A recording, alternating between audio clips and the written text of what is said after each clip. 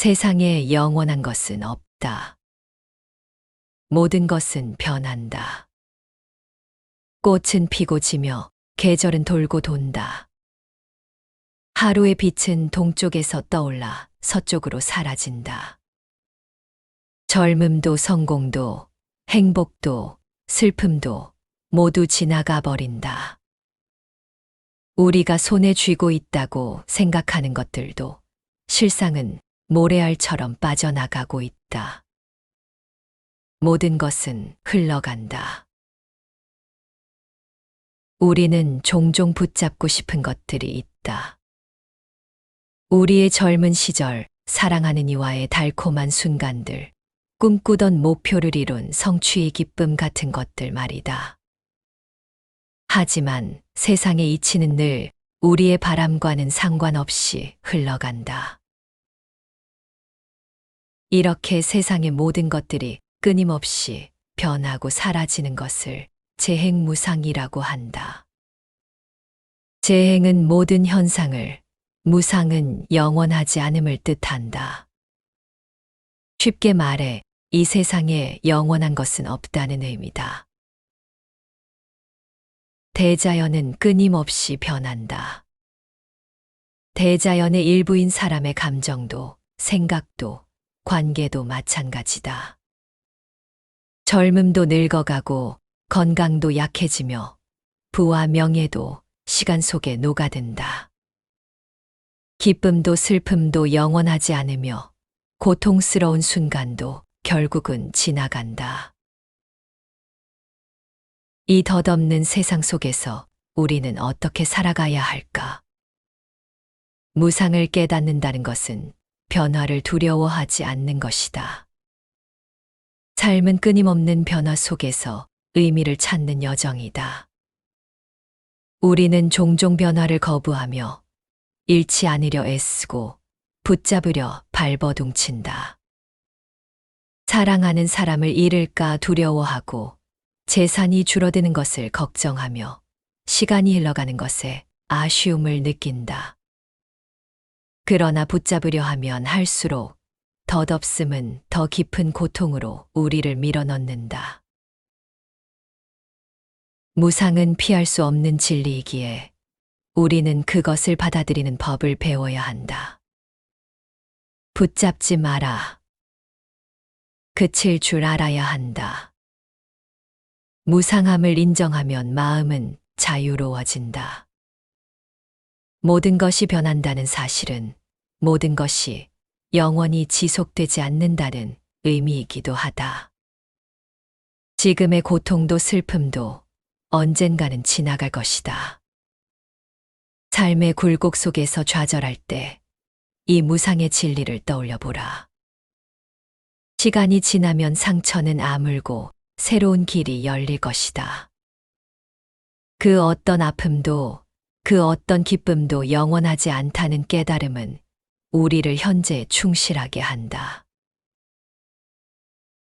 무상함을 받아들인다는 것은 삶의 덧없음을 인정하면서도 매 순간을 소중히 여기는 것이다. 꽃이 곧 시들 것을 알지만 피어나는 순간의 아름다움을 만끽하지 않는 사람은 없다. 우리는 유한함 속에서 무한한 가치를 찾아야 한다. 사랑하는 사람과의 대화, 바람에 흔들리는 나뭇가지, 따뜻한 햇살 같은 작은 순간들이야말로 무상 속에서 빛나는 보석이다.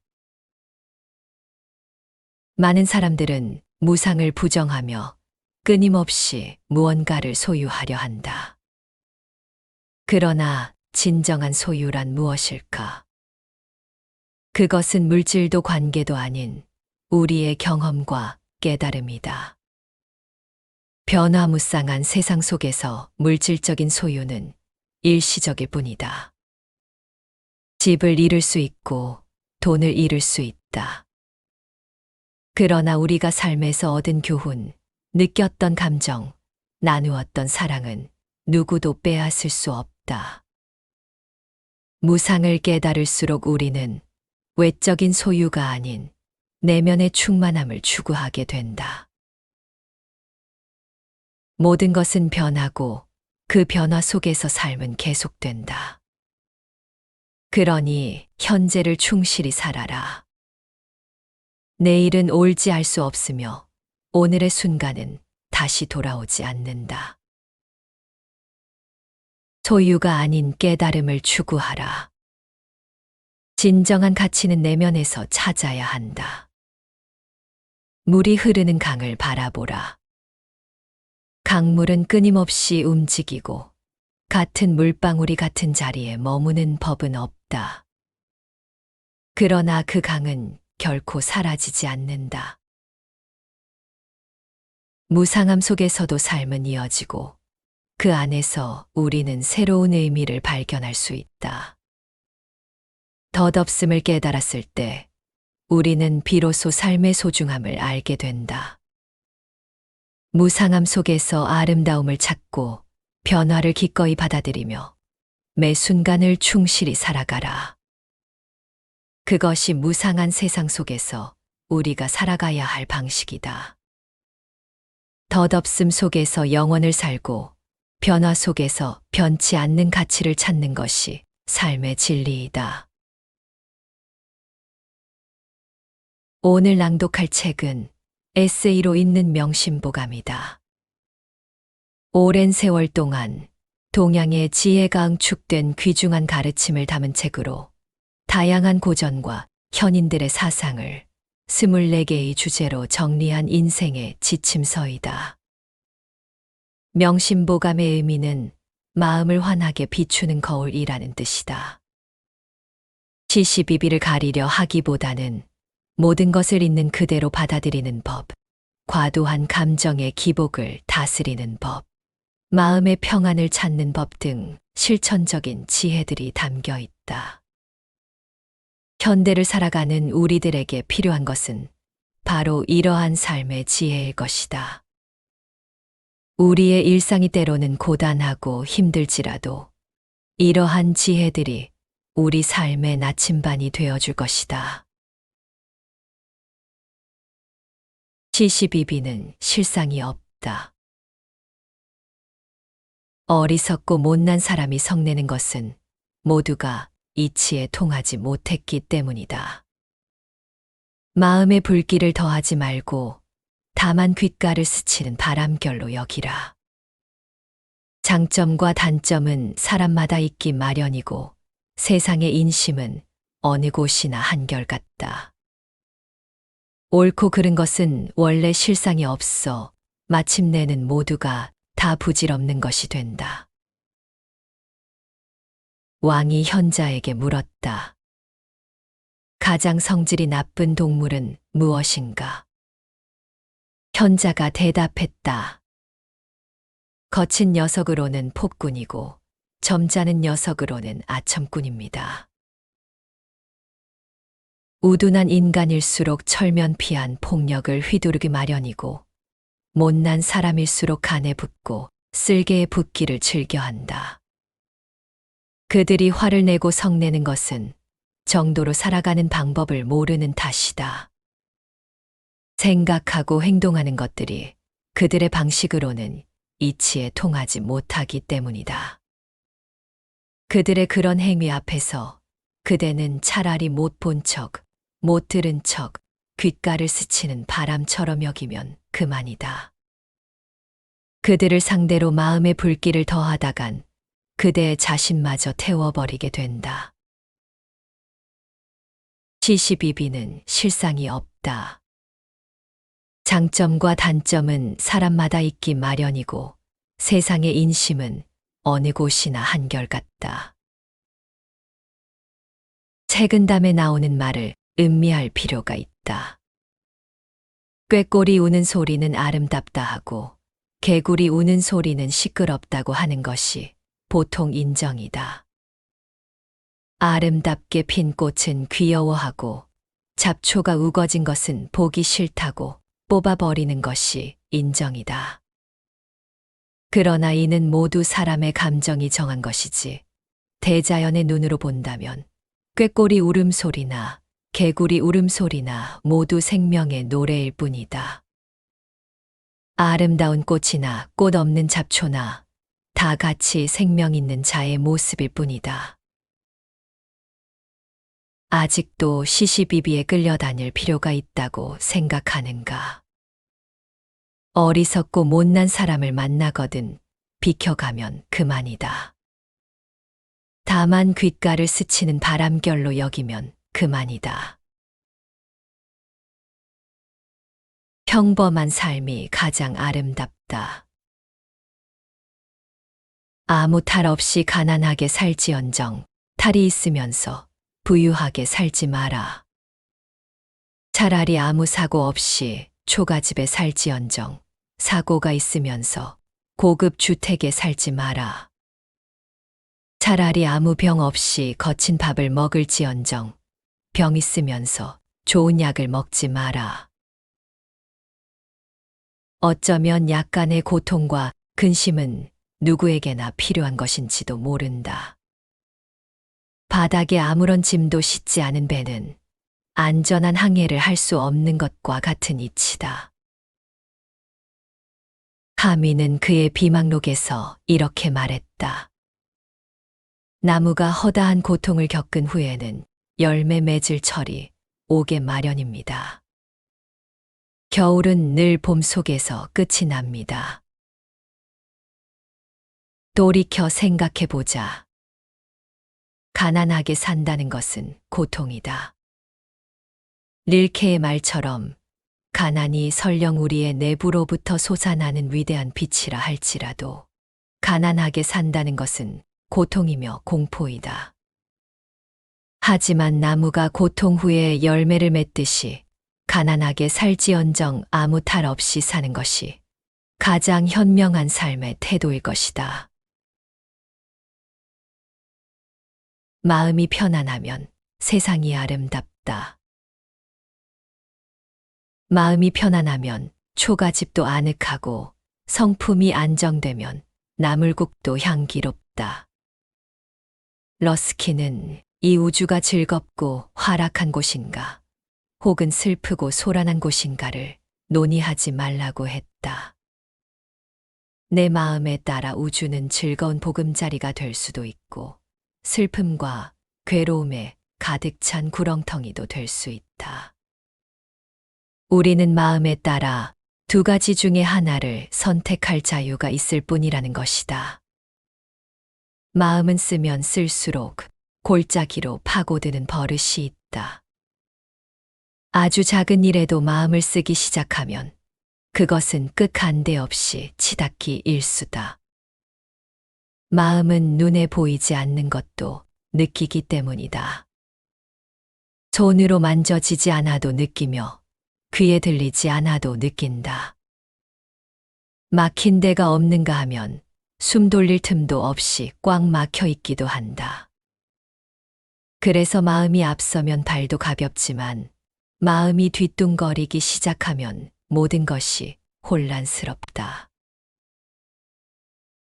복경호우 비계라는 말이 있다.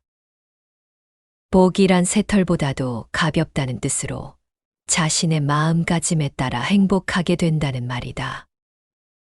참으로 마음이 편안하면 흐르는 물속도 아늑할 것이며 구르는 돌에서도 향기가 날 수 있다. 그러나 다시 생각해보면 마냥 편안하기만 한 마음이란 어쩌면 정지된 마음일 수 있다. 그것은 호수처럼 잔잔히 고여있는 물이나 바람 한 점 없는 망망대해일 수도 있다. 그것은 마음의 평화가 아니다. 그저 아늑하기만 한 것은 죽은 것과 다름없다. 마음이란 편안한 가운데서 항상 흐르고 있어야 한다. 쉴 새 없이 흐르고 나아가야 한다.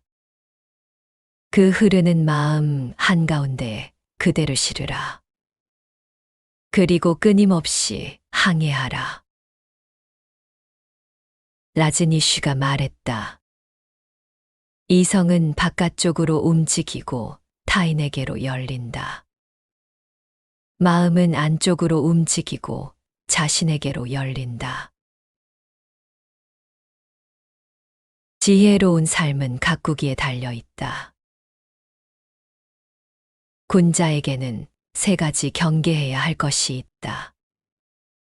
연소할 때에는 혈기가 정해지지 않았기 때문에 여색을 경계해야 하고, 장성하여서는 혈기가 왕성하기 때문에 남과 싸우는 것을 경계해야 하며, 노년에 들어서는 혈기가 이미 쇠퇴하기 때문에 무력을 경계해야 한다. 도스토예프스키의 악령에 다음과 같은 문장이 나온다. 인생은 고통이며 공포다. 그러므로 인간은 불행하다. 그러나 인간은 인생을 사랑하고 있다. 그것은 고통과 공포를 사랑하기 때문이다. 공자가 지적한 세 가지 경계할 점이 곧 고통과 공포의 대상들이다. 여색을 조심할 것과 싸우는 일을 조심할 것과 무력을 경계할 것이 바로 그 대상들이다. 왜 여자를 밝히며 싸움질을 하며 무력을 탐하는 것일까? 인간이란 본성적으로 그것들을 원하기 때문이다. 사랑의 대상이 곧 고통이며 공포인 것이다. 미국의 정치, 사상, 과학 분야에 많은 업적을 쌓은 벤자민 프랭클린이 젊었을 때의 일이다. 한 번은 이웃 마을에 사는 친구 집을 찾아가게 되었다. 오랜만에 만난 친구와 한참 동안 이야기를 나누다가 자리에서 일어섰다. 해 지기 전에 집으로 돌아가기 위해서였다. 그때 친구가 벤자민의 손을 잡아 끌며 지름길을 알려주었다. 그는 친구의 말을 귀담아 듣고 평소에 다니던 길이 아닌 지름길로 발길을 돌렸다. 그 길은 꽤나 낯선 길이었다. 이런 길이 있었다니 하면서 그는 발걸음을 재촉했다. 그러다 저만치에 한 채의 집이 나타났다. 지붕이 유난히 낮아 보였지만 벤자민은 아무 생각 없이 그 집 처마 밑을 지나가려 했다. 그때 앞에서 걸어오던 한 노인이 소리쳤다. 이봐, 조심하게. 그러나 벤자민은 그 소리를 듣자마자 어딘가에 부딪혔고 곧 노인이 달려왔다. 그러고는 벤자민의 머리를 어루만지며 말했다. 내가 조심하라고 소리치지 않았나. 젊은이, 앞으로 세상을 살아갈 때는 머리를 자주 숙이게나. 머리를 숙일수록 부딪히는 일도 그만큼 적어질 걸세. 머리를 숙인다는 것은 겸허해진다는 것이다. 겸허한 삶은 지혜로운 삶이며 아름다운 삶이다. 겸허함 속에서는 그 어떤 탐욕도, 투쟁도, 욕정도 정화될 수밖에 없다. 참다운 인생은 기쁨이다.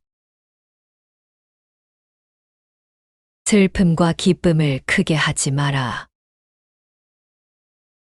분노가 심하면 기운을 상하게 되고 생각이 많으면 정신을 소모한다.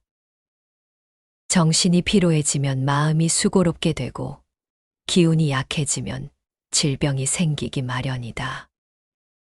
슬픔과 기쁨을 크게 하지 말고 음식은 마땅히 고르게 취할 것이며 계속해서 밤에 취하는 일이 없게 할 것이며 새벽에 화내는 일을 가장 경계해야 한다. 로마 황제 페르디난트가 부다시 주위에서 헝가리 왕 요한네스와 싸울 때의 일이다. 독일의 장군 라이샤트는 죽은 기사의 시체가 운반되는 것을 눈여겨보고 있었다. 그는 기사가 전투에서 용감하게 싸우는 모습을 보았기 때문에 상심하여 기사의 죽음을 슬퍼했다. 라이샤트는 죽은 기사의 신원을 확인하려고 갑옷과 투구를 벗기게 했다. 순간 그의 눈앞에 그의 아들이 싸늘한 시체로 누워 있는 것이 아닌가. 주변에 있던 많은 사람들이 그 광경에 울부짖었다. 그러나 라이샤트는 아무 말이 없었다. 눈물도 흘리지 않았다. 눈 한 번 깜빡하지 않고 아들의 시신을 응시하다가 끝내는 빳빳하게 서서 그대로 죽고 말았다. 엄청난 슬픔은 사람의 기력을 통째로 삼켜버린다. 큰 슬픔은 말이 없다. 슬픔은 마음이 죽는 것보다는 크지 않고 몸이 죽는 것과 버금간다라고 장자도 말하지 않았던가. 분노가 심하면 기운을 상하게 된다. 생각이 많으면 정신이 소모된다. 정신이 피로해지면 마음이 수고롭다. 따라서 기운이 약해지면 질병이 생기기 마련이다. 기쁨 역시 마찬가지다. 너무나 큰 기쁨은 말이 없다.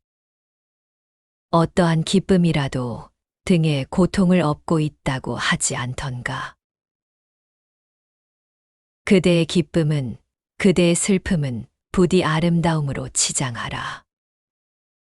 과격하지만 않으면 그대의 마음에는 항상 아름다움으로 꽃핀 슬픔과 기쁨이 함께 어우러질 것이다.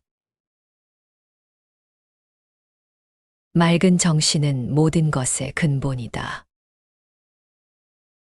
담백하게 먹으면 정신이 맑아지고 마음이 맑으면 잠자리가 편안하다. 안정된 마음으로 사물에 응하면 비록 책을 읽지 않더라도 덕 있는 군자가 될 수 있다. 스피노자가 말했다. 사람들이 세상에서 가장 좋아하고 가장 얻고 싶어 하는 것은 재물과 명예와 쾌락이라고 할 수 있다. 그러나 이 세 가지는 우리의 정신이 좋은 것을 발견하지 못하도록 늘 방해한다. 재물과 명예와 쾌락을 앞세우고 간다면 우리는 정신을 잃어버리고 말 것이다. 정신이란 물체적인 것을 초월한 실제를 뜻한다. 그것이 바로 마음이다. 마음이 모든 것의 지렛대가 될 수 있는 것은 모든 물체적인 것을 초월하기 때문이다. 담백하게 먹는다는 말에서 우리는 식생활만을 생각해서는 안 된다. 먹는다는 말 속에는 재물과 명예와 쾌락이 복합적으로 내재되어 있다. 먹는 것은 큰 즐거움이다. 이 세상에 널려 있는 재물과 명예와 쾌락 또한 그렇다. 그런 즐거움들만 찾는 것이 물질적인 편식이다. 지나치게 욕심을 부리지 마라. 호라티우스의 말처럼 그릇이 맑지 않으면 무엇을 넣어도 씌어진다. 항상 맑은 정신을 유지하라. 마음을 빼앗기면 눈은 아무것도 볼 수 없다. 분노의 감정은 빨리 사귈수록 좋다. 분노를 사귀기를 불 끄듯이 하고 욕심 막기를 물 막듯이 하라. 여색 피하기를 원수 피하듯이 하고 바람 피하기를 화살 피하듯이 하라. 빈속에 차를 마시지 말고 한밤에는 밥을 적게 먹어야 한다. 분노야말로 어리석음의 표본과 같다. 노여움을 달랠 줄 알아야 한다. 노여워하는 자신을 억누르고 이겨내야 한다. 그렇지 못하면 노여움이 자신을 먹어치울 것이다. 처칠에 관한 에피소드를 소개한다. 언젠가 키가 아주 작은 웨지우드 벤이라는 하원 의원이 자리에서 일어나 처칠의 발언에 대해 신랄하게 비판했다. 그러나 그는 너무 흥분해 있었기 때문에 무슨 말인지 도무지 알아들을 수가 없었다. 그의 발언이 끝나자 처칠은 기다렸다는 듯이 대꾸했다. 존경하는 웨지우드 벤 의원은 자신의 몸에 간직할 수 있는 이상의 화는 자제하길 바랍니다. 처칠의 품위 있는 위트가 돋보인다. 그는 벤 의원의 분노를 한마디 말로 여유있게 무시해버린 것이다. 미국 대통령을 역임한 제퍼슨은 이렇게 말했다. 화가 나거든 말하거나 행동으로 옮기기 전에 마음속으로 열을 세어라. 그래도 화가 안 풀리면 100까지 세어라. 그래도 안 되거든 1000까지 세어라. 말은 입 밖으로 나간다. 기뻐하고 노여워함은 마음속에 있고 말은 입 밖으로 나간다. 말할 때는 늘 자신을 조심하라. 경쟁자들과 함께 있을 때는 경계하기 위해, 다른 사람들과 있을 때는 자신의 위신을 지키기 위해 한마디 말을 내뱉기 전에 시간은 언제나 있다. 그러나 이미 쏟아버린 말은 돌이킬 수 없다. 말할 때는 유언을 하듯 하라. 말수가 적을수록 다툴 일도 적다. 비밀스러운 것은 항상 신의 채취 같은 신비로움을 지닌다. 말할 때 경솔한 자는 결국 승복당하고 만다. 발타자르 그라시안의 말이다. 삶의 지혜에 대한 그의 교훈은 대부분이 일상생활과 밀접해 있기 때문에 그의 교훈은 언제나 실리적이다. 구한서를 읽다 보면 경박자라는 말이 나온다. 언어와 행동이 경솔하고 천박한 사람을 일컫는 말이다. 우리는 그들의 행위를 일컬어 경거망동이라고 꼬집는다. 경솔한 말은 그 사람의 모든 것을 경솔한 것으로 만들어 버린다. 그것은 한 인간의 신뢰와도 깊이 연관되어 있다. 그래서 한마디의 경솔한 말은 그 사람의 신뢰도를 천길 낭떠러지로 떨어뜨리고 만다. 그뿐만이 아니다. 그 사람의 품격마저 떨어뜨린다. 신뢰도와 품격이 떨어지면 그 사람의 진실마저 의심받게 된다. 신중하지 못한 한마디의 말이 한 사람을 완전히 딴 사람으로 바꾸어 놓게 된다. 한마디 말을 하기 전에 시간은 언제나 있다. 생각하고 한 번 더 생각하고 다시 또 생각한 다음 말하라. 생각은 그대 마음 속에 있다. 아무리 생각해도 밖으로 노출되지 않는다. 유태인이 즐겨 쓰는 말 중에 다음과 같은 것이 있다. 세상에는 구두와 비슷한 인간도 있다. 값이 싸면 쌀수록 크게 뻐걱거린다. 만족할 줄 알면 즐겁다.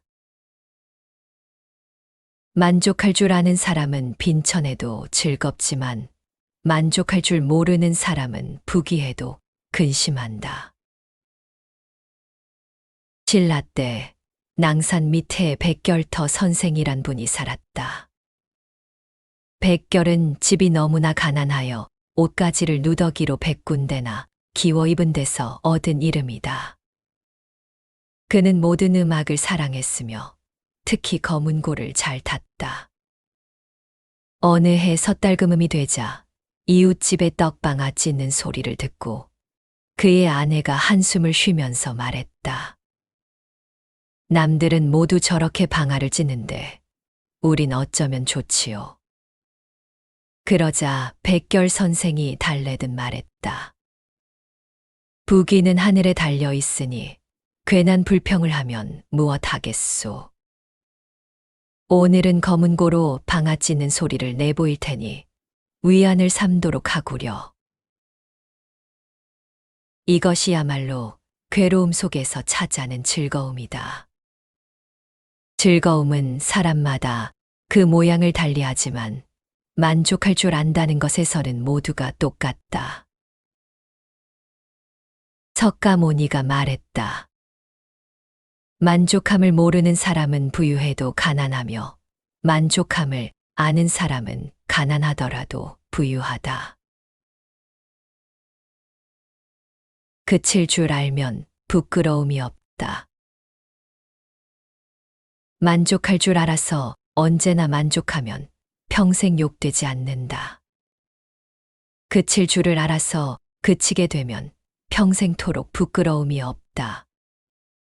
사람은 자기가 행복해지기보다 남에게 행복하게 보이기를 원한다. 남에게 행복하게 보이려고 애쓰지 않는다면 스스로 만족하기란 그다지 힘든 일은 아니다. 만족이 바로 행복이기 때문이다. 만족하지 않으면서 행복을 느끼는 사람은 찾기 어렵다.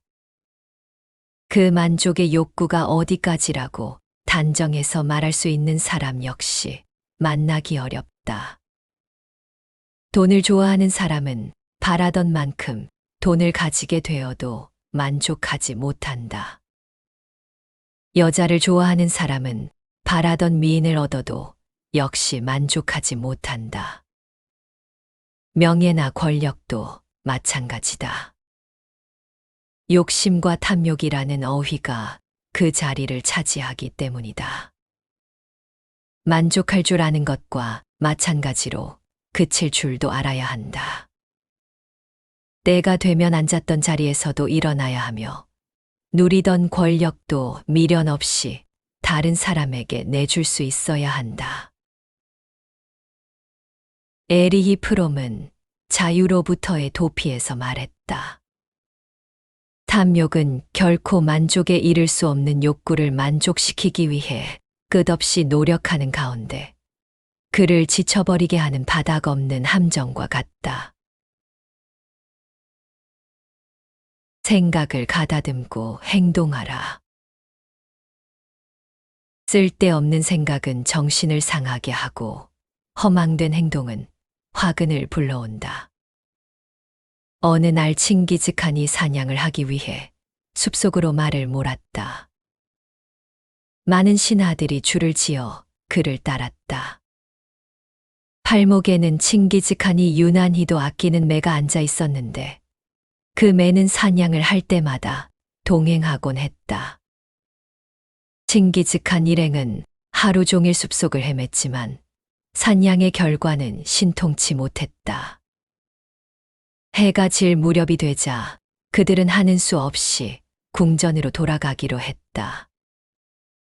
왕은 숲의 지형을 누구보다도 잘 알고 있었던 터라 지름길을 선택했다. 한참을 달리다가 심한 갈증을 참을 수 없어 샘물을 찾았지만 웬일인지 언제나 넘쳐 흐르던 샘이 말라 있었다. 너무 빨리 달려왔기 때문에 주변에는 아무도 보이지 않았다. 매 역시 어디론가 날아가고 없었다. 문득 바위 틈에서 맑은 물이 한 방울 두 방울씩 떨어지는 게 아닌가. 왕은 잔을 꺼내 물방울을 받았다. 한참 후 잔에 물이 거의 다 차자 왕은 잔을 입으로 가져갔다. 그 순간 어디선가 매가 날아와 물잔을 주둥이로 치고는 날아가 버렸다. 왕은 하는 수 없이 잔을 주워 다시 물을 받기 시작했다. 물이 반쯤 채워졌을 때 그는 다시 물을 마시려 했다. 하지만 또다시 매가 날아와 물잔을 엎질렀다. 쓸데없는 일을 만들지 마라. 일을 만들면 일이 생기고 일을 줄이면 일은 줄어든다. 쓸모없는 일로 허둥대는 사람을 꼬집는 재미있는 속담이 있다. 소나기는 오려하고 똥은 마렵고 괴타리는 옹치고 꼴찜은 넘어지고 손은 뛰쳐나갔다가 그것이다. 속담의 내용을 그림 그리듯 머릿속으로 그려보면 마치 한 폭의 풍속화를 보는 듯 저절로 웃음이 난다. 비슷한 말로 똥 마려운 계집 국거리 썰듯이라는 말이 있다. 제 일이 급하면 다른 일은 아무렇게나 해치운다는 말이다. 항상 바쁘다고 입버릇처럼 말하는 사람들이 많다. 그러나 그런 사람들의 대부분은 본연의 일 때문에 바쁜 것이 아니라 극히 지엽적인 것들에 쫓긴다. 일을 줄이려 하지 않고 끊임없이 만들어낸다. 하지 않아도 좋은 일에 나서서 분주하게 자기 자신을 괴롭히는 것은 스스로의 삶을 망가뜨리는 지름길이 될 수밖에 없다. 찰스 킹즐리가 말했다. 매일 해야 할 일이 있다는 것에 감사하라. 그대는 절제와 극기, 근면과 의지력, 유쾌함과 만족, 그리고 게으름뱅이가 알지 못하는 100가지의 미덕을 얻으리라. 우리 삶은 매 순간의 선택과 반응으로 이루어진다. 세상의 수많은 문제와 관계 속에서 우리는 혼란스러워하고 감정의 기복을 겪는다. 이런 흔들리는 마음을 다스리고 지혜롭게 살기 위해서는 시시비비에 흔들리지 않는 마음, 평범한 삶의 아름다움, 그리고 편안한 마음가짐으로 살아가는 것이다. 시시비비는 실체가 없으며 각자의 감정과 관점에 따라 달라진다. 타인의 행동이 못마땅하더라도 대립하며 마음을 상하게 하는 것은 자신을 해치는 일이다. 불편한 상황은 바람처럼 흘려보내야 한다. 책은담의 말처럼 꾀꼬리 소리를 아름답다 하고 개구리 울음을 시끄럽다고 하는 것은 우리의 주관적 판단일 뿐이다. 자연의 관점에서는 모두 생명의 노래다. 평범한 삶은 그 자체로 아름답다. 화려한 삶을 꿈꾸지만 진정한 행복은 소박함 속에 있다. 아무 탈 없는 가난한 삶이 갈등 속의 부유한 삶보다 낫고 건강하게 소박한 식사를 하는 것이 진수성찬은 차려져 있지만 병들어 약을 먹는 것보다 낫다. 고난은 우리를 성장시키는 자양분이다. 마음의 평안은 모든 것을 아름답게 만든다. 편안한 마음이면 초가집도 아늑하고 나물국도 맛있다. 우리의 마음이 세상을 천국으로도 지옥으로도 만들 수 있다. 불필요한 생각을 버리고 자연스러운 마음의 흐름을 따르는 것이 중요하다. 지혜로운 삶은 자기 성찰과 절제에서 시작된다. 혈기왕성할 때는 분노를, 노년에는 무력을 경계해야 한다. 삶은 끊임없이 흘러가는 강물과 같다. 그 강물은 끊임없이 변화하지만 결국 바다에 이르는 길을 잃지 않는다. 우리의 삶도 마찬가지다. 시시비비에 흔들리지 않고 평범함 속에서 기쁨을 찾으며 마음의 평온을 유지한다면 우리는 삶의 본질을 잃지 않고 살 수 있을 것이다. 지금 이 순간을 온전히 받아들이고 매 순간을 소중히 여기는 삶. 그것이야말로 명심보감이 알려주는 진정 지혜로운 삶의 길이다.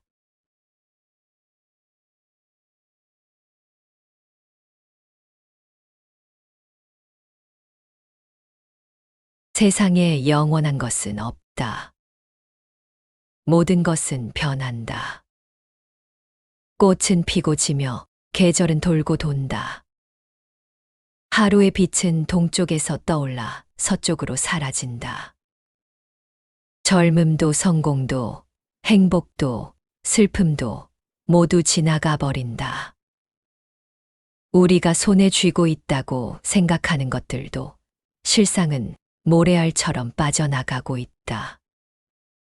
모든 것은 흘러간다.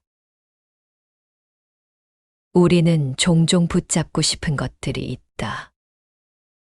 우리의 젊은 시절 사랑하는 이와의 달콤한 순간들, 꿈꾸던 목표를 이룬 성취의 기쁨 같은 것들 말이다.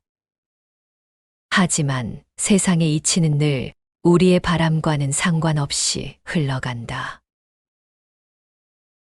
이렇게 세상의 모든 것들이 끊임없이 변하고 사라지는 것을 재행무상이라고 한다. 재행은 모든 현상을, 무상은 영원하지 않음을 뜻한다. 쉽게 말해 이 세상에 영원한 것은 없다는 의미다. 대자연은 끊임없이 변한다. 대자연의 일부인 사람의 감정도, 생각도, 관계도 마찬가지다. 젊음도 늙어가고 건강도 약해지며 부와 명예도 시간 속에 녹아든다. 기쁨도 슬픔도 영원하지 않으며 고통스러운 순간도 결국은 지나간다. 이 덧없는 세상 속에서 우리는 어떻게 살아가야 할까? 무상을 깨닫는다는 것은 변화를 두려워하지 않는 것이다. 삶은 끊임없는 변화 속에서 의미를 찾는 여정이다. 우리는 종종 변화를 거부하며 잃지 않으려 애쓰고 붙잡으려 발버둥친다. 사랑하는 사람을 잃을까 두려워하고 재산이 줄어드는 것을 걱정하며 시간이 흘러가는 것에 아쉬움을 느낀다. 그러나 붙잡으려 하면 할수록 덧없음은 더 깊은 고통으로 우리를 밀어넣는다. 무상은 피할 수 없는 진리이기에 우리는 그것을 받아들이는 법을 배워야 한다. 붙잡지 마라.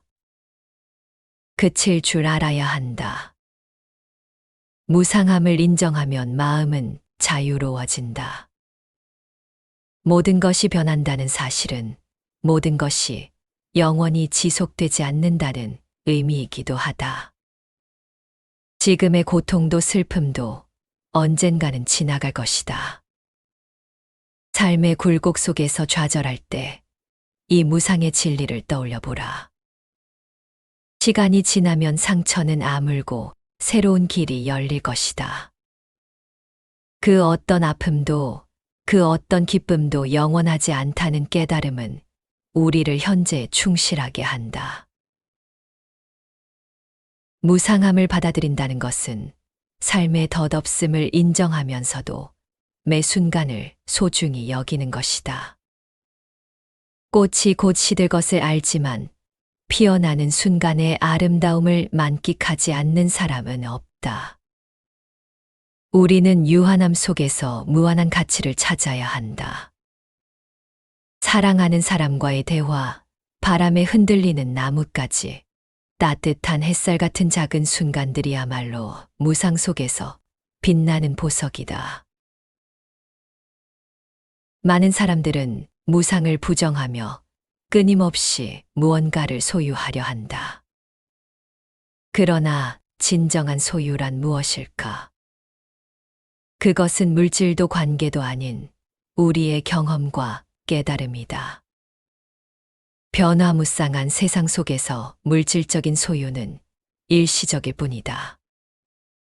집을 잃을 수 있고 돈을 잃을 수 있다.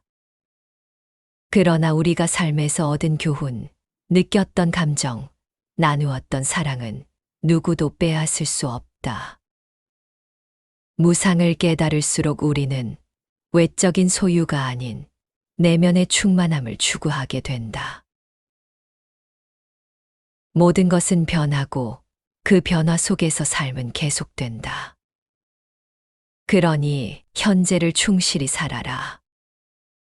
내일은 올지 알 수 없으며 오늘의 순간은 다시 돌아오지 않는다. 소유가 아닌 깨달음을 추구하라. 진정한 가치는 내면에서 찾아야 한다. 물이 흐르는 강을 바라보라. 강물은 끊임없이 움직이고 같은 물방울이 같은 자리에 머무는 법은 없다. 그러나 그 강은 결코 사라지지 않는다. 무상함 속에서도 삶은 이어지고 그 안에서 우리는 새로운 의미를 발견할 수 있다. 덧없음을 깨달았을 때 우리는 비로소 삶의 소중함을 알게 된다. 무상함 속에서 아름다움을 찾고 변화를 기꺼이 받아들이며 매 순간을 충실히 살아가라. 그것이 무상한 세상 속에서 우리가 살아가야 할 방식이다. 덧없음 속에서 영혼을 살고 변화 속에서 변치 않는 가치를 찾는 것이 삶의 진리이다. 오늘 낭독할 책은 에세이로 있는 명심보감이다. 오랜 세월 동안 동양의 지혜가 응축된 귀중한 가르침을 담은 책으로 다양한 고전과 현인들의 사상을 24개의 주제로 정리한 인생의 지침서이다. 명심보감의 의미는 마음을 환하게 비추는 거울이라는 뜻이다. 시시비비를 가리려 하기보다는 모든 것을 있는 그대로 받아들이는 법, 과도한 감정의 기복을 다스리는 법, 마음의 평안을 찾는 법 등 실천적인 지혜들이 담겨 있다.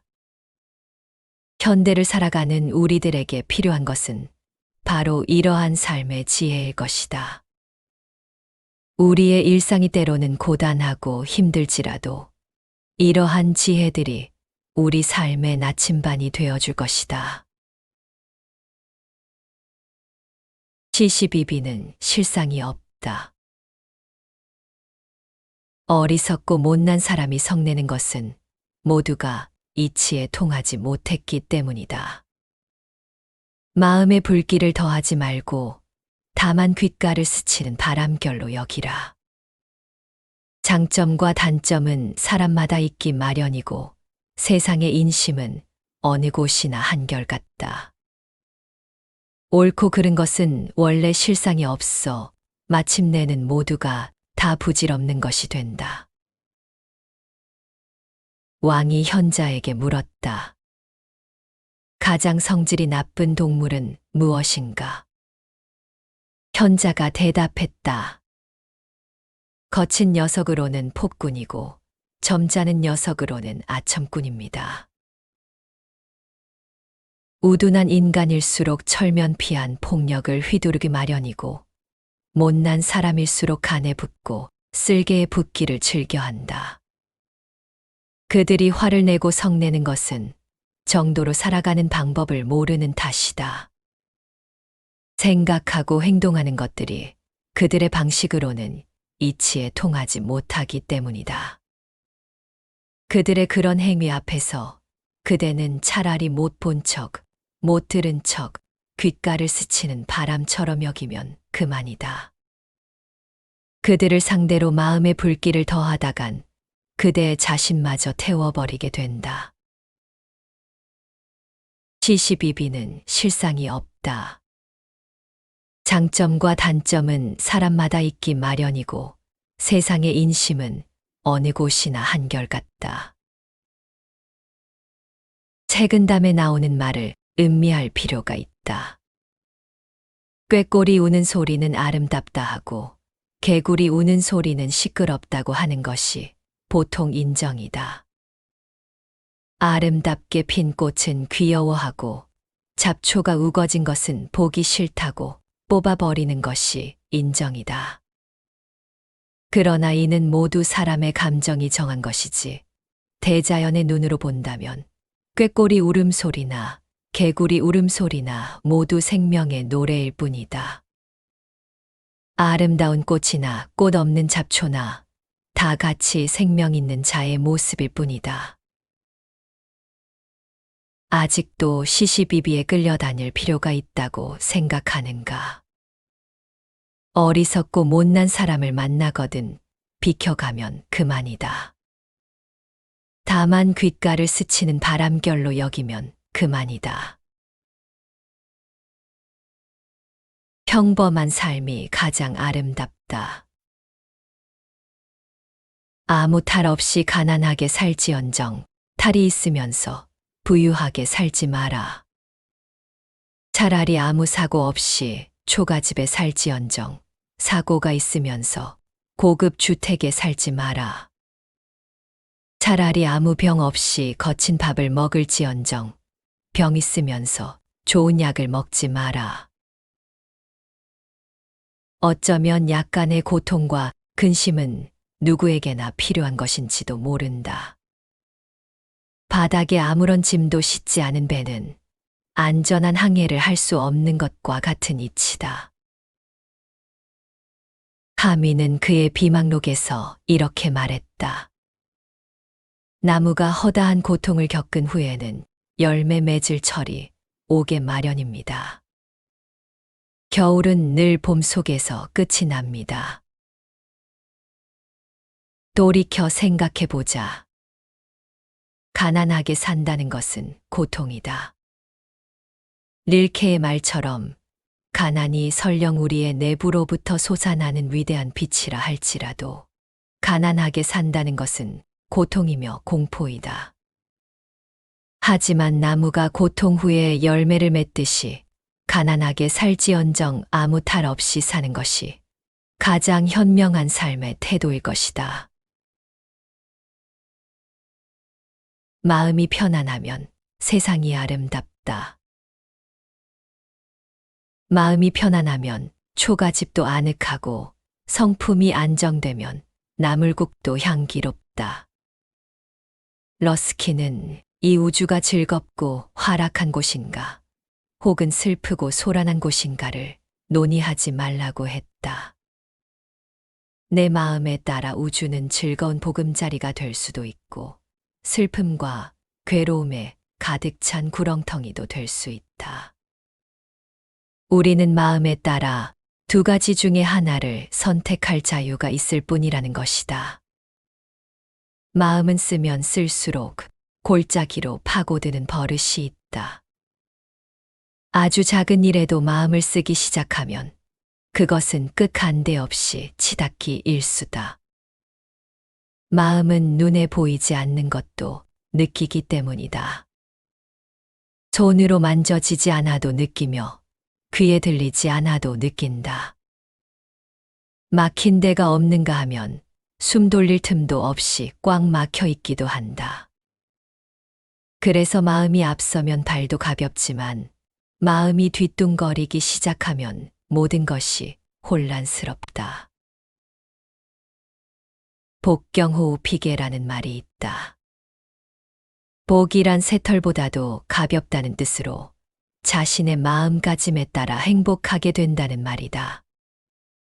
참으로 마음이 편안하면 흐르는 물속도 아늑할 것이며 구르는 돌에서도 향기가 날 수 있다. 그러나 다시 생각해보면 마냥 편안하기만 한 마음이란 어쩌면 정지된 마음일 수 있다. 그것은 호수처럼 잔잔히 고여있는 물이나 바람 한 점 없는 망망대해일 수도 있다. 그것은 마음의 평화가 아니다. 그저 아늑하기만 한 것은 죽은 것과 다름없다. 마음이란 편안한 가운데서 항상 흐르고 있어야 한다. 쉴 새 없이 흐르고 나아가야 한다.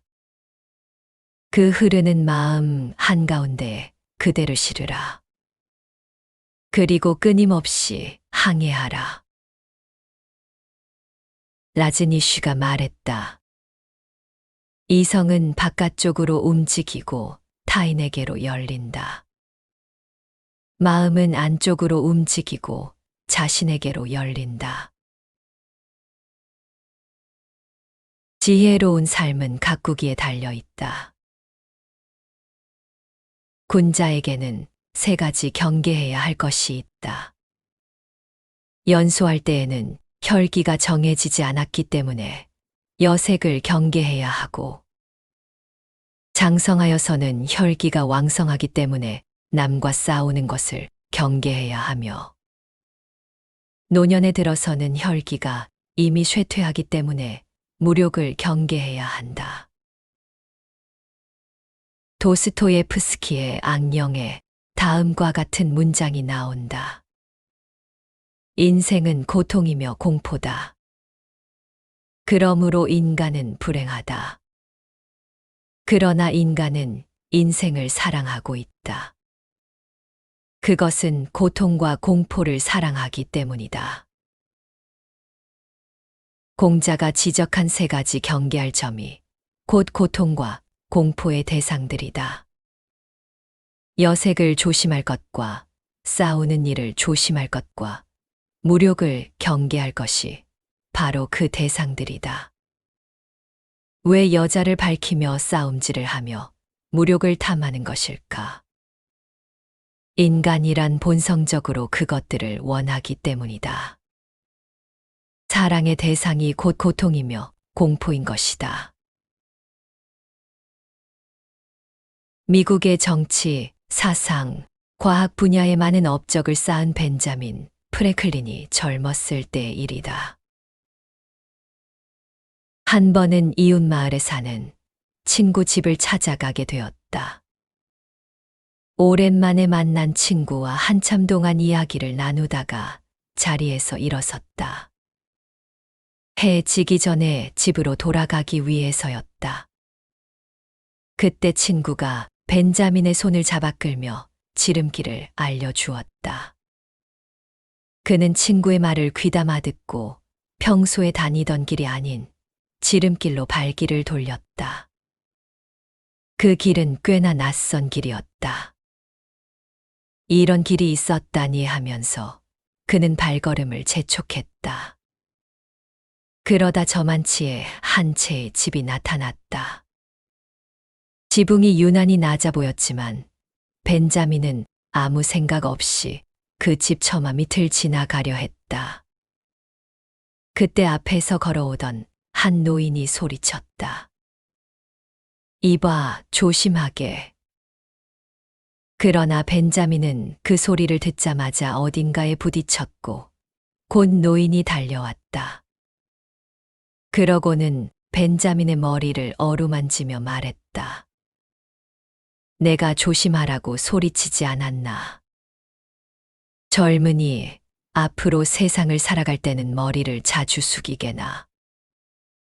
머리를 숙일수록 부딪히는 일도 그만큼 적어질 걸세. 머리를 숙인다는 것은 겸허해진다는 것이다. 겸허한 삶은 지혜로운 삶이며 아름다운 삶이다. 겸허함 속에서는 그 어떤 탐욕도, 투쟁도, 욕정도 정화될 수밖에 없다. 참다운 인생은 기쁨이다. 슬픔과 기쁨을 크게 하지 마라. 분노가 심하면 기운을 상하게 되고 생각이 많으면 정신을 소모한다. 정신이 피로해지면 마음이 수고롭게 되고 기운이 약해지면 질병이 생기기 마련이다. 슬픔과 기쁨을 크게 하지 말고 음식은 마땅히 고르게 취할 것이며 계속해서 밤에 취하는 일이 없게 할 것이며 새벽에 화내는 일을 가장 경계해야 한다. 로마 황제 페르디난트가 부다시 주위에서 헝가리 왕 요한네스와 싸울 때의 일이다. 독일의 장군 라이샤트는 죽은 기사의 시체가 운반되는 것을 눈여겨보고 있었다. 그는 기사가 전투에서 용감하게 싸우는 모습을 보았기 때문에 상심하여 기사의 죽음을 슬퍼했다. 라이샤트는 죽은 기사의 신원을 확인하려고 갑옷과 투구를 벗기게 했다. 순간 그의 눈앞에 그의 아들이 싸늘한 시체로 누워있는 것이 아닌가. 주변에 있던 많은 사람들이 그 광경에 울부짖었다. 그러나 라이샤트는 아무 말이 없었다. 눈물도 흘리지 않았다. 눈 한 번 깜빡하지 않고 아들의 시신을 응시하다가 끝내는 빳빳하게 서서 그대로 죽고 말았다. 엄청난 슬픔은 사람의 기력을 통째로 삼켜버린다. 큰 슬픔은 말이 없다. 슬픔은 마음이 죽는 것보다는 크지 않고 몸이 죽는 것과 버금간다라고 장자도 말하지 않았던가. 분노가 심하면 기운을 상하게 된다. 생각이 많으면 정신이 소모된다. 정신이 피로해지면 마음이 수고롭다. 따라서 기운이 약해지면 질병이 생기기 마련이다. 기쁨 역시 마찬가지다. 너무나 큰 기쁨은 말이 없다. 어떠한 기쁨이라도 등에 고통을 업고 있다고 하지 않던가. 그대의 기쁨은, 그대의 슬픔은 부디 아름다움으로 치장하라. 과격하지만 않으면 그대의 마음에는 항상 아름다움으로 꽃핀 슬픔과 기쁨이 함께 어우러질 것이다. 맑은 정신은 모든 것의 근본이다. 담백하게 먹으면 정신이 맑아지고 마음이 맑으면 잠자리가 편안하다. 안정된 마음으로 사물에 응하면 비록 책을 읽지 않더라도 덕 있는 군자가 될 수 있다. 스피노자가 말했다. 사람들이 세상에서 가장 좋아하고 가장 얻고 싶어 하는 것은 재물과 명예와 쾌락이라고 할 수 있다. 그러나 이 세 가지는 우리의 정신이 좋은 것을 발견하지 못하도록 늘 방해한다. 재물과 명예와 쾌락을 앞세우고 간다면 우리는 정신을 잃어버리고 말 것이다. 정신이란 물체적인 것을 초월한 실제를 뜻한다. 그것이 바로 마음이다. 마음이 모든 것의 지렛대가 될 수 있는 것은 모든 물체적인 것을 초월하기 때문이다. 담백하게 먹는다는 말에서 우리는 식생활만을 생각해서는 안 된다. 먹는다는 말 속에는 재물과 명예와 쾌락이 복합적으로 내재되어 있다. 먹는 것은 큰 즐거움이다. 이 세상에 널려 있는 재물과 명예와 쾌락 또한 그렇다. 그런 즐거움들만 찾는 것이 물질적인 편식이다. 지나치게 욕심을 부리지 마라. 호라티우스의 말처럼 그릇이 맑지 않으면 무엇을 넣어도 씌어진다. 항상 맑은 정신을 유지하라.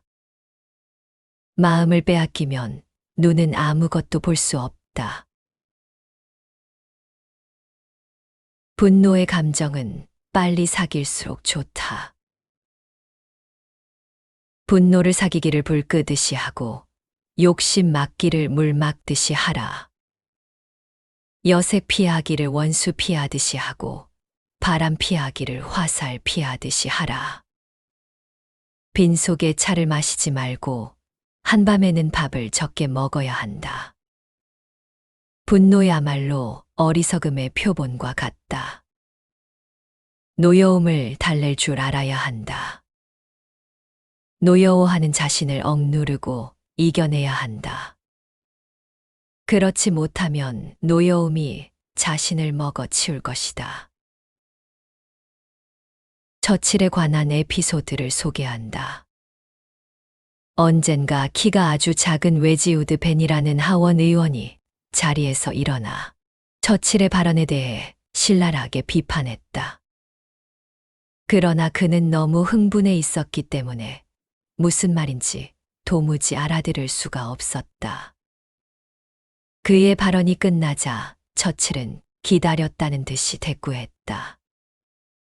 존경하는 웨지우드 벤 의원은 자신의 몸에 간직할 수 있는 이상의 화는 자제하길 바랍니다. 처칠의 품이 있는 위트가 돋보인다. 그는 벤 의원의 분노를 한마디 말로 여유 있게 무시해버린 것이다. 미국 대통령을 역임한 제퍼슨은 이렇게 말했다. 화가 나거든 말하거나 행동으로 옮기기 전에 마음속으로 열을 세어라. 그래도 화가 안 풀리면 100까지 세어라. 그래도 안 되거든 1000까지 세어라. 말은 입 밖으로 나간다. 기뻐하고 노여워함은 마음속에 있고 말은 입 밖으로 나간다. 말할 때는 늘 자신을 조심하라. 경쟁자들과 함께 있을 때는 경계하기 위해, 다른 사람들과 있을 때는 자신의 위신을 지키기 위해 한마디 말을 내뱉기 전에 시간은 언제나 있다. 그러나 이미 쏟아버린 말은 돌이킬 수 없다. 말할 때는 유언을 하듯 하라.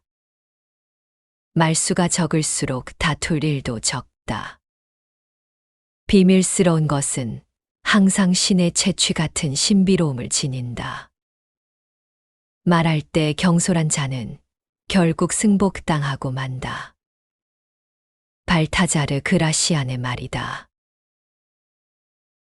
삶의 지혜에 대한 그의 교훈은 대부분이 일상생활과 밀접해 있기 때문에 그의 교훈은 언제나 실리적이다. 구한서를 읽다 보면 경박자라는 말이 나온다. 언어와 행동이 경솔하고 천박한 사람을 일컫는 말이다. 우리는 그들의 행위를 일컬어 경거망동이라고 꼬집는다. 경솔한 말은 그 사람의 모든 것을 경솔한 것으로 만들어 버린다. 그것은 한 인간의 신뢰와도 깊이 연관되어 있다. 그래서 한마디의 경솔한 말은 그 사람의 신뢰도를 천길 낭떠러지로 떨어뜨리고 만다. 그뿐만이 아니다. 그 사람의 품격마저 떨어뜨린다. 신뢰도와 품격이 떨어지면 그 사람의 진실마저 의심받게 된다. 신중하지 못한 한마디의 말이 한 사람을 완전히 딴 사람으로 바꾸어 놓게 된다. 한마디 말을 하기 전에 시간은 언제나 있다. 생각하고 한 번 더 생각하고 다시 또 생각한 다음 말하라. 생각은 그대 마음 속에 있다. 아무리 생각해도 밖으로 노출되지 않는다. 유태인이 즐겨 쓰는 말 중에 다음과 같은 것이 있다. 세상에는 구두와 비슷한 인간도 있다. 값이 싸면 쌀수록 크게 뻐걱거린다. 만족할 줄 알면 즐겁다. 만족할 줄 아는 사람은 빈천에도 즐겁지만 만족할 줄 모르는 사람은 부귀해도 근심한다. 신라 때 낭산 밑에 백결터 선생이란 분이 살았다. 백결은 집이 너무나 가난하여 옷가지를 누더기로 100군데나 기워 입은 데서 얻은 이름이다. 그는 모든 음악을 사랑했으며 특히 검은고를 잘 탔다. 어느 해 섣달금음이 되자 이웃집의 떡방아 찢는 소리를 듣고 그의 아내가 한숨을 쉬면서 말했다. 남들은 모두 저렇게 방아를 찢는데 우린 어쩌면 좋지요. 그러자 백결 선생이 달래듯 말했다. 부귀는 하늘에 달려 있으니 괜한 불평을 하면 무엇하겠소. 오늘은 검은고로 방아 찢는 소리를 내보일 테니 위안을 삼도록 하구려. 이것이야말로 괴로움 속에서 찾아낸 즐거움이다. 즐거움은 사람마다 그 모양을 달리하지만 만족할 줄 안다는 것에서는 모두가 똑같다. 석가모니가 말했다. 만족함을 모르는 사람은 부유해도 가난하며 만족함을 아는 사람은 가난하더라도 부유하다. 그칠 줄 알면 부끄러움이 없다. 만족할 줄 알아서 언제나 만족하면 평생 욕되지 않는다. 그칠 줄을 알아서 그치게 되면 평생토록 부끄러움이 없다. 사람은 자기가 행복해지기보다 남에게 행복하게 보이기를 원한다. 남에게 행복하게 보이려고 애쓰지 않는다면 스스로 만족하기란 그다지 힘든 일은 아니다. 만족이 바로 행복이기 때문이다. 만족하지 않으면서 행복을 느끼는 사람은 찾기 어렵다.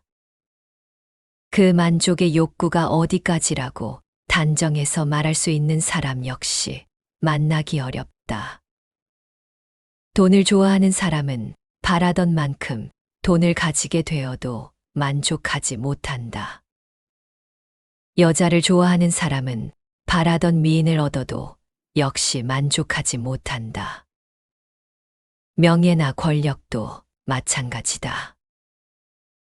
욕심과 탐욕이라는 어휘가 그 자리를 차지하기 때문이다. 만족할 줄 아는 것과 마찬가지로 그칠 줄도 알아야 한다. 때가 되면 앉았던 자리에서도 일어나야 하며 누리던 권력도 미련 없이 다른 사람에게 내줄 수 있어야 한다. 에리히 프롬은 자유로부터의 도피에서 말했다. 탐욕은 결코 만족에 이를 수 없는 욕구를 만족시키기 위해 끝없이 노력하는 가운데 그를 지쳐버리게 하는 바닥 없는 함정과 같다. 생각을 가다듬고 행동하라. 쓸데없는 생각은 정신을 상하게 하고 허망된 행동은 화근을 불러온다. 어느 날 칭기즈칸이 사냥을 하기 위해 숲속으로 말을 몰았다. 많은 신하들이 줄을 지어 그를 따랐다. 팔목에는 칭기즈칸이 유난히도 아끼는 매가 앉아 있었는데 그 매는 사냥을 할 때마다 동행하곤 했다. 칭기즈칸 일행은 하루 종일 숲속을 헤맸지만 사냥의 결과는 신통치 못했다. 해가 질 무렵이 되자 그들은 하는 수 없이 궁전으로 돌아가기로 했다. 왕은 숲의 지형을 누구보다도 잘 알고 있었던 터라 지름길을 선택했다.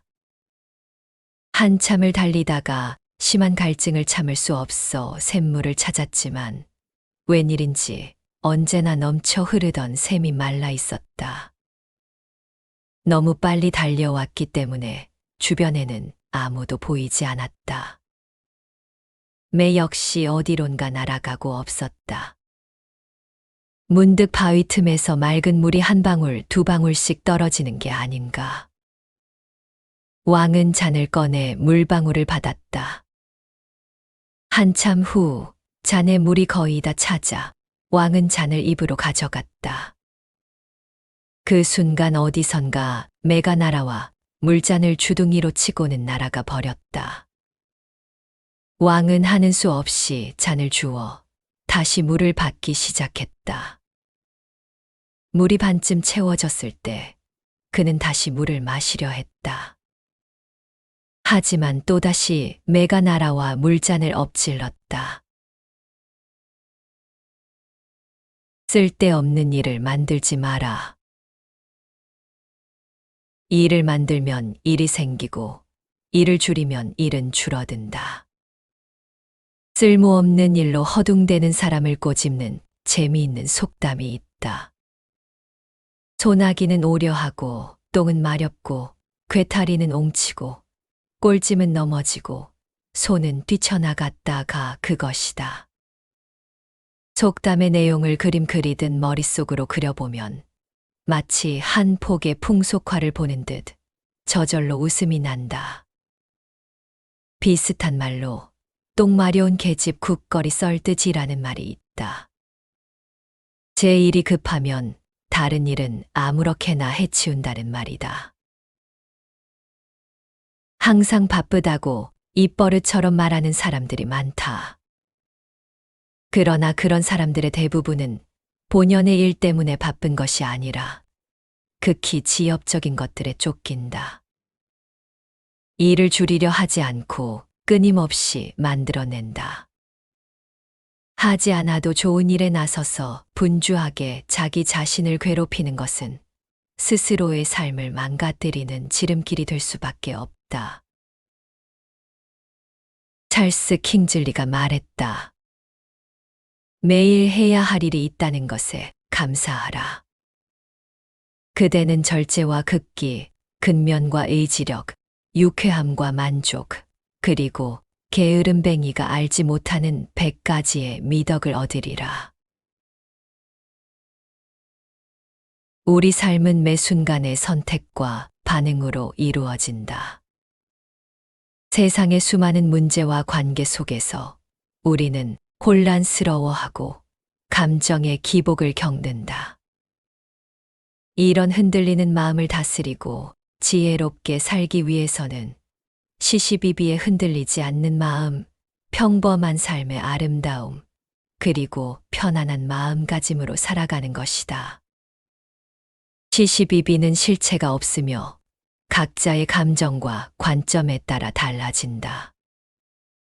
타인의 행동이 못마땅하더라도 대립하며 마음을 상하게 하는 것은 자신을 해치는 일이다. 불편한 상황은 바람처럼 흘려보내야 한다. 책은담의 말처럼 꾀꼬리 소리를 아름답다 하고 개구리 울음을 시끄럽다고 하는 것은 우리의 주관적 판단일 뿐이다.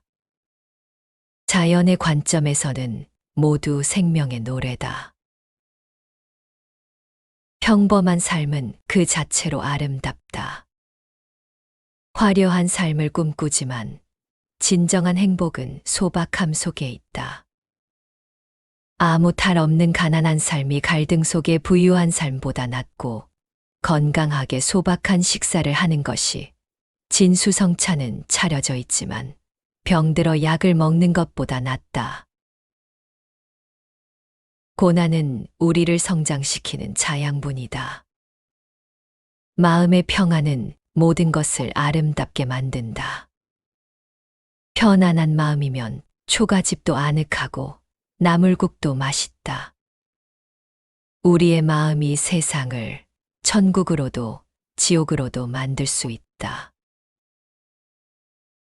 불필요한 생각을 버리고 자연스러운 마음의 흐름을 따르는 것이 중요하다. 지혜로운 삶은 자기 성찰과 절제에서 시작된다. 혈기왕성할 때는 분노를, 노년에는 무력을 경계해야 한다. 삶은 끊임없이 흘러가는 강물과 같다. 그 강물은 끊임없이 변화하지만 결국 바다에 이르는 길을 잃지 않는다. 우리의 삶도 마찬가지다. 시시비비에 흔들리지 않고 평범함 속에서 기쁨을 찾으며 마음의 평온을 유지한다면 우리는 삶의 본질을 잃지 않고 살 수 있을 것이다. 지금 이 순간을 온전히 받아들이고 매 순간을 소중히 여기는 삶. 그것이야말로 명심보감이 알려주는 진정 지혜로운 삶의 길이다.